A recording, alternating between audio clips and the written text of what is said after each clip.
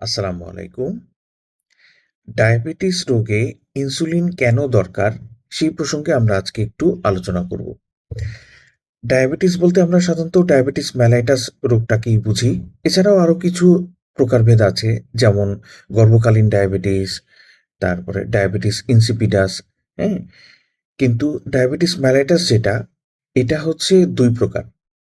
Type 1 diabetes, type 2 diabetes.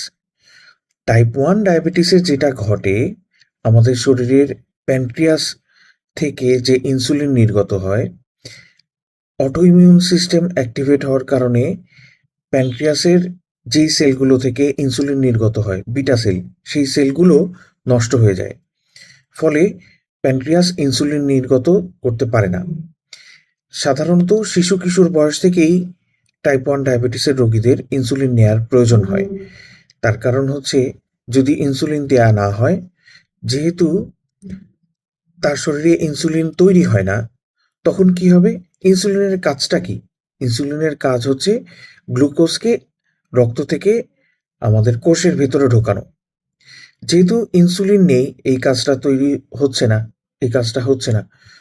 কোষ glucose পাচ্ছে না। তখন ফ্যাট ভেঙে এনার্জি তৈরি হবে। অতিরিক্ত ফ্যাট ভাঙার কারণে তখন কি হবে?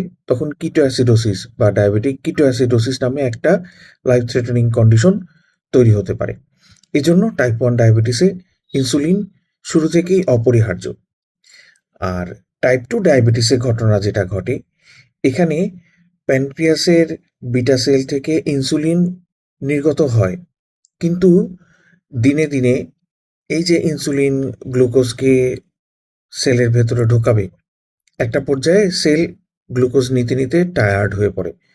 তখন ইনসুলিন যখন গ্লুকোজকে সেলের গেটে নিয়ে আসে, সেল বা কোষ তখন আর গেট খুলতে চায় না। গেট খুলতে চায় না বিধায় ইনসুলিন গ্লুকোজকে সেলের ভেতরে ঢোকাতে পারে না। অর্থাৎ সেলগুলো গ্লুকোজ পায় না বা এনার্জি পায় না। এটা হলো টাইপ 2 ডায়াবেটিসের শুরুর দিকের ঘটনা। আর টাইপ 2 ডায়াবেটিসে যখন আরো দিন যেতে থাকে, এই যে ইনসুলিন রেজিস্ট্যান্স সেলে ঢোকাতে পারছে না, তখন প্যানক্রিয়াস আরো বেশি, বেশি করে ইনসুলিন নির্গত করার চেষ্টা করে। অনেকটা আখ চিপে রস বের করার মতন।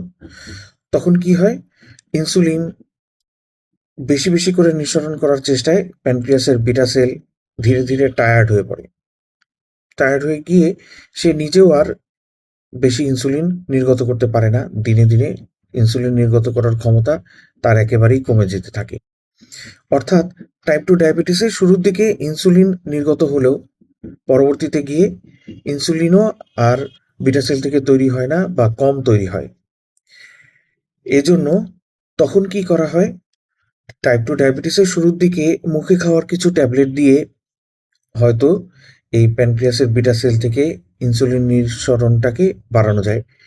কিন্তু যখন প্যানক্রিয়াসের বিটা সেলও আর টায়ার্ড হয়ে পড়ে, আর পারছে না, তখন ওষুধ দিয়েও আর আখ চিপে রস বের করার মতন প্যানক্রিয়াস চিপে ইনসুলিন বের করা যায় না। তাহলে তখন কি করা হয়? তখন বাইরে থেকে ইনসুলিন দেওয়া হয়। বাইরে থেকে ইনসুলিন দিয়ে এই গ্লুকোজকে সেলের ভেতরে ঢোকানো হয়। মজার বিষয়টা দেখেন, টাইপ 2 ডায়াবেটিসে যখন ইনসুলিন রেজিস্ট্যান্স হলো, ইনসুলিন কিন্তু সেলের ভেতরে গ্লুকোজকে ঢোকাতে পারছিল না। কারণ সেল গেট বন্ধ করে রেখেছিল।